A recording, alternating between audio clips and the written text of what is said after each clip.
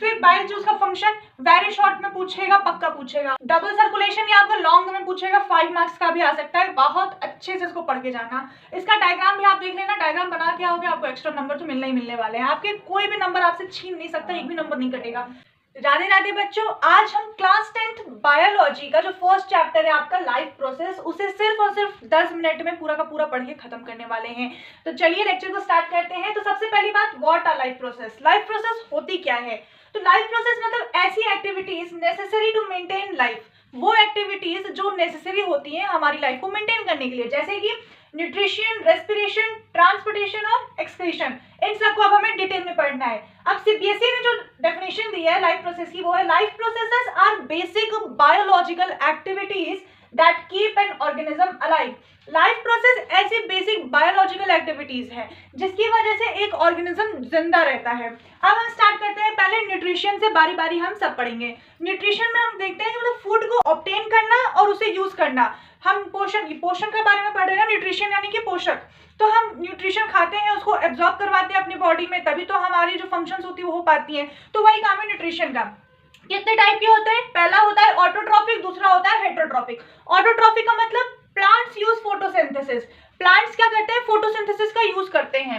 अब raw materials क्या होती हैं? कार्बन डाइऑक्साइड जो कि हम रिलीज करते हैं, फिर वाटर है जो उनको रूट से मिल जाता है, सनलाइट है सन से मिलता है, और क्लोरोफिल है जो वो उनके में पिगमेंट होता है। अब यहाँ पर एक क्वेश्चन देख लो, ये क्वेश्चन बहुत पूछा जाता है एग्जाम में। अगर आपसे लाइफ प्रोसेस के बारे में कुछ भी पूछा जाए तो उसमें आप ये वाले क्वेश्चन भी कभी ना कभी मेंशन कर देना, अगर लॉन्ग फॉर्म में आए तो, या थोड़ा सा शॉर्ट आंसर टाइप आए तो। शॉर्ट आंसर वेरी शॉर्ट में मत बोलना, सिर्फ शॉर्ट आंसर या लॉन्ग में। तो 6 मतलब यहाँ पे देखो 6 CO2 प्लस में 6 मोल्स ऑफ वाटर, यहाँ पे C6 प्लस में H12 O6 प्लस में 6 O2। अब यहाँ पे अगर आप 12 H2O लोगे तभी यहाँ पर प्लस में 6 H2O आएगा। अगर यहाँ पे आप 6 H2O ले रहे हो तो यहाँ पे भी आपको कितना मिलेगा? कुछ नहीं मिलेगा वाटर में, ये याद रखना। अब हेटेरोट्रॉफिक न्यूट्रिशन क्या होता है? Animals and humans depend on others, यानी कि वो लोग अपना खाना खुद नहीं बनाते। प्लांट्स ऑटोट्रॉफिक न्यूट्रिशन लेता है, मतलब खुद से खाना बनाता है। एनिमल्स और ह्यूमंस क्या करते हैं? दूसरों पे डिपेंड रहते हैं खाने के लिए। तो इनके टाइप्स क्या है? पहला है होलोजोइक, फिर है सैप्रोफिटिक, अब है पैरासिटिक। अब हम पढ़ेंगे ह्यूमन का digestion system. Human digestive system है, इसका पहले पाथवे हम देखेंगे। पाथवे कहाँ से स्टार्ट होता है? हमारे माउथ से। माउथ के बाद ईसोफेगस, फिर हमारा स्टमक, स्टमक के बाद स्मॉल इंटेस्टाइन यानी कि छोटी आंत, फिर बड़ी आंत यानी कि लार्ज इंटेस्टाइन, फिर रेक्टम और एनस। ठीक है, ये होता है पाथवे। अब पाथवे में से हम किसी किसी के फंक्शंस देखेंगे जो पूछे जाते हैं एग्जाम में। फंक्शंस पहला माउथ का, यहाँ पे amylase starch digestion of starch. यहाँ पे क्या होता है? सबसे पहले माउथ में अमाइलेज जो होता है वो स्टार्च का डाइजेशन शुरू करता है। फिर इसोफेगस में कुछ नहीं होता, फिर स्टमक में क्या होता है? HCl और पेप्सिन मिलकर प्रोटीन का डाइजेशन करते हैं। पेप्सिन क्या होता है? जो प्रोटीन का डाइजेशन करे। HCl तो एसिडिक होता है हमारे स्टमक में। फिर स्मॉल इंटेस्टाइन में कंप्लीट डाइजेशन हो जाता है हमारे स्मॉल इंटेस्टाइन में जाकर, और यहाँ पर इसका एब्जॉर्प्शन शुरू हो जाता है। जो हमारा डाइजेशन होता है फिर हमारी बॉडी उसको एब्जॉर्ब करती है। अब लीवर क्या करता है? लीवर जो है बाइल जूस देता है। बाइल जूस आपने सुना होगा, जो कि फैट का डाइजेशन करता है। एग्जाम में बहुत ज्यादा पूछा जाता है। फिर पेंक्रियाज जो होता है वो ऐसे एंजाइम्स देता है, किसके लिए? कार्बोहाइड्रेट के लिए भी, फैट के लिए भी और प्रोटीन्स के लिए भी। देखो यहाँ पे मैंने लिखा भी है कि मोस्ट आस्क्ड क्या है? Bile emulsifies fat. ये वर्ड रट लो। बाइल क्या करता है? बाइल जो एमल्सिफाइज फैट यानी कि बड़े बड़े टुकड़े को छोटे छोटे ड्रॉपलेट्स में वो तोड़ देता है। अब देखो रेस्पिरेशन में, रेस्पिरेशन मतलब break down of food to release energy. जब हमारा खाना जो होता है वो पचता है तो उसके बाद एनर्जी रिलीज होती है, तो उसी प्रोसेस को हम क्या बोलते हैं? रेस्पिरेशन। फूड को ब्रेक डाउन करना ताकि एनर्जी रिलीज कर सके। अब कितने टाइप के होते हैं? 2 टाइप के होते हैं। पहला होता है एरोबिक रेस्पिरेशन, फिर होता है अनएरोबिक रेस्पिरेशन। एरोबिक इसमें होता है ऑक्सीजन की प्रेजेंस में होता है, और अनएरोबिक विदाउट ऑक्सीजन होता है। अब एरोबिक में देखो विद ऑक्सीजन, इसमें मोर एनर्जी रिलीज होती है यानी कि एटीपी। एटीपी याद रखना एडेनोसिन ट्राइफॉस्फेट किसे बनता है? एडेनोसिन डाइफॉस्फेट से फिर एडेनोसिन ट्राइफॉस्फेट बनता है। फिर अगरसिन माइटोकॉन्ड्रिया। माइटोकॉन्ड्रिया में ये प्रोसेस होती है। Power house of the cell आते हैं ना माइटोकॉन्ड्रिया में। सेल के अंदर माइटोकॉन्ड्रिया होता है और माइटोकॉन्ड्रिया के अंदर एरोबिक रेस्पिरेशन हो रहा होता है। अब यहाँ पे देखो अनएरोबिक रेस्पिरेशन कहाँ पे होता है? विदाउट ऑक्सीजन होता है, इसमें लेस एनर्जी आती है। फिर इसका एग्जांपल क्या है? एक तो पहला ईस्ट है। ईस्ट एक लिविंग ऑर्गेनिज्म है। ईस्ट में क्या होता है? क्या रिलीज होता है एनर्जी में? अल्कोहल और कार्बन डाइऑक्साइड। अल्कोहल और शराब वाला अल्कोहल याद करना। अल्कोहल जिसमें OH लगा होता है, जो OH फंक्शनल ग्रुप ग्रुप होता है उसको बोलते हैं अल्कोहल, तो इसके साथ में कार्बन डाइऑक्साइड भी रिलीज होता है। अब मसल्स में क्या होता है, लैक्टिक एसिड रिलीज होता है जिससे क्रैम्प्स होते हैं। अब देखो जब आप कभी कभी ज्यादा एक्सरसाइज कर लेते हो ना, हमारे बॉडी में जितनी ऑक्सीजन होती है मान लो वो आपने यूज कर गए एक्सरसाइज में, अब आप और एक्सरसाइज कर रहे हो तो हमारी बॉडी को और ऑक्सीजन चाहिए, जिसकी वजह से हम तेज तेज से सांस भी लेते हैं, हमारी मसल्स स्ट्रेच हो जाती है। अब उन मसल्स को चाहिए ऑक्सीजन, अब वो मिल नहीं पाती है, तो हमारे अंदर क्या शुरू हो जाता है, अनएरोबिक रेस्पिरेशन शुरू हो जाता है, जिसकी वजह से लैक्टिक एसिड रिलीज होता है। एंड वही लैक्टिक एसिड क्या करता है, क्रैम्प्स कॉज करता है। अब यहाँ पे ब्रीदिंग और रेस्पिरेशन में डिफरेंस देखो। ब्रीदिंग क्या होती है, एयर इन करना और एयर आउट करना, इन अप आउट, ये होती है ब्रीदिंग। अब रेस्पिरेशन क्या होता है, एनर्जी रिलीज इनसाइड सेल्स, हमारे बॉडी के इनसाइड में जो सेल होती है उसके अंदर एनर्जी रिलीज को हम बोलते हैं रेस्पिरेशन।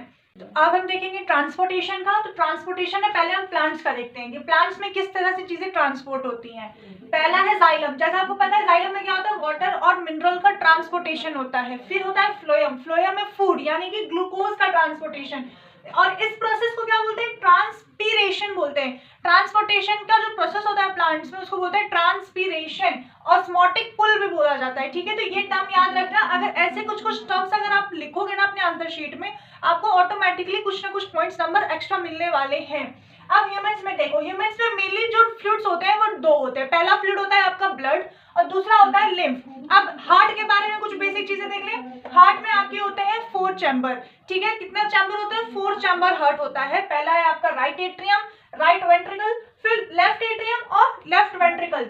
ऑक्सीजनेटेड ब्लड कहाँ होता है, लेफ्ट साइड में, और डीऑक्सीजनेटेड ब्लड राइट साइड में। अब यहाँ देखो डबल सर्कुलेशन का, ये मोस्ट आस्क्ड क्वेश्चन में से एक है डबल सर्कुलेशन, बहुत पूछा जाता है।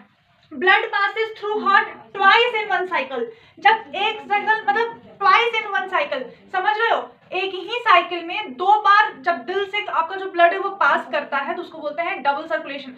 2 साइकिल को डबल सर्कुलेशन नहीं बोलते, एक ही बार में, मतलब कि जो blood passes through heart twice in one cycle, एक ही साइकिल में जब 2 बार आपके हार्ट से ब्लड आता है, ब्लड से पास करता, हार्ट से पास करता है आपका ब्लड 2 बार एक साइकिल में, तब उसको बोलते हैं डबल सर्कुलेशन। ब्लड के कंपोनेंट्स क्या है, आरबीसी, डब्ल्यूबीसी, प्लेटलेट्स और प्लाज्मा। आरबीसी में क्या होता है, ऑक्सीजन का ट्रांसपोर्ट होता है। डब्ल्यूबीसी क्या करता है, जर्म्स से फाइट करता है, इसलिए इम्यून स्ट्रॉन्ग रखता है। फिर आपका प्लेटलेट्स जब क्लॉटिंग में काम आता है। प्लाज्मा किस में आता है, सब्सटेंस की ट्रांसपोर्ट में काम आता है प्लाज्मा। अब एक्सक्रीटरी सिस्टम, एक्सक्रीटरी सिस्टम में मेनली आपका किडनी होता है। ह्यूमन एक्सक्रीटरी सिस्टम की अभी बात चल रही है, पहले ह्यूमन का देख लो। किडनी, उसके बाद यूरेटर्स, फिर यूरिनरी ब्लैडर, फिर यूरेथ्रा। ये आपके कितने 4 पार्ट होते हैं एक्सक्रीटरी सिस्टम में। उसके बाद किडनी का फंक्शन देखो, ब्लड को फिल्टर करने का काम करता है किडनी। ब्लड को फिल्टर करने का काम, यूरिया को रिमूव करने का काम, मतलब एक्सक्रीट करना है ना बॉडी वेस्ट को। हमारे बॉडी में वेस्ट कौन सा होता है, यूरिया, उसको एक्सक्रीट करना होता है यूरिन के थ्रू में, और फिर आपका अलग अलग फॉर्म में एक्सक्रीट होता है। फिर मेंटेन वाटर बैलेंस, हमारे बॉडी में वाटर का बैलेंस बना के रखता है। फाइनल प्रोडक्ट क्या होता है, जब पूरा एक्सक्रीटरी सिस्टम का प्रोसेस हो जाता है, फाइनल प्रोडक्ट क्या निकलता है, यूरिन। अब प्लांट में एक्सक्रीटरी सिस्टम का देखो, प्लांट में कोई भी एक्सक्रीटरी ऑर्गन नहीं होता है, लेकिन उनमें ऐसा थोड़ी एक्सक्रीशन ही नहीं होता होगा। अब उनके में एक्सक्रीशन कैसे होता है, गम्स और रेजिन्स, उनका जो एक्सक्रीटरी पार्ट होता है ना, या तो देखो वो लीव से जब लीव उनकी झड़ने लगती है तो वो अपना वेस्ट पार्ट ही रिमूव कर रहे होते हैं। बाकी क्या करते हैं, जो वेस्ट पार्ट उनका होता है उसको वो एक गम्स में, रेजिन्स में, लैटेक्स में, इन सब फॉर्म में कन्वर्ट कर देते हैं, और वो हार्मफुल चीजें नहीं होती हैं, मतलब उनको हम लोग यूज कर सकते हैं। लैटेक्स रबर प्लांट से निकलता है, आपको पता होगा, इन सब चीजों का हम यूज करते हैं। तो उनकी वेस्ट चीजें जो वो एक अलग चीज में कन्वर्ट कर देते हैं जो कि हार्मफुल नहीं होती हैं, जैसे कि गम्स और रेजिन्स। और जो एक्सेस वाटर है वो कैसे रिमूव होता है, ट्रांसपिरेशन के थ्रू। स्टोमेटा ओपन क्लोज है ना, ट्रांसपिरेशन होता है, एक्सेस वाटर उसे निकल जाता है। तो पूरा चैप्टर आपका हो गया है फिनिश, बस 10 मिनट के अंदर में। मेन टॉपिक्स देख लो, जैसे आपके एग्जाम में क्वेश्चन आने ही आने इस चैप्टर से। पहला है डिफाइन करो लाइफ प्रोसेस को, वेरी शॉर्ट में आ सकता है। फिर डिफरेंस बताना है हमें ऑटोट्रॉफिक और हेटरोट्रॉफिक को, ये शॉर्ट आंसर टाइप में आ सकता है। फिर बाइल जूस का फंक्शन वेरी शॉर्ट में पूछेगा, पक्का पूछेगा। फिर एरोबिक वर्सेस अनएरोबिक का डिफरेंस पूछता है, बहुत पूछेगा, ये भी आपका शॉर्ट आंसर टाइप क्वेश्चंस में आएगा। डबल सर्कुलेशन ये आपको लॉन्ग में पूछेगा, 5 मार्क्स का भी आ सकता है, बहुत अच्छे से इसको पढ़ के जाना। इसका डायग्राम भी आप देख लेना, डायग्राम बना के आओगे आपको एक्स्ट्रा नंबर तो मिलने ही मिलने वाले हैं, आपके कोई भी नंबर आपसे छीन नहीं सकता, एक भी नंबर नहीं कटेगा। फिर नेफ्रॉन का स्ट्रक्चर देख लेना, नेफ्रॉन का फंक्शन देख लेना, और फिर आपका स्टोमेटा का रोल देख लेना। स्टोमेटा का रोल बस उसको वेरी शॉर्ट में पूछ सकता है, या एमसीक्यू टाइप में भी मैचिंग में आ जाएगा। पूरा चैप्टर हो गया, तो अब आप बताना अगला चैप्टर में कौन सा कवर करूँ। इसको अच्छे से कर लिया तो फिर लाइव झिंगा लाला। राधे राधे।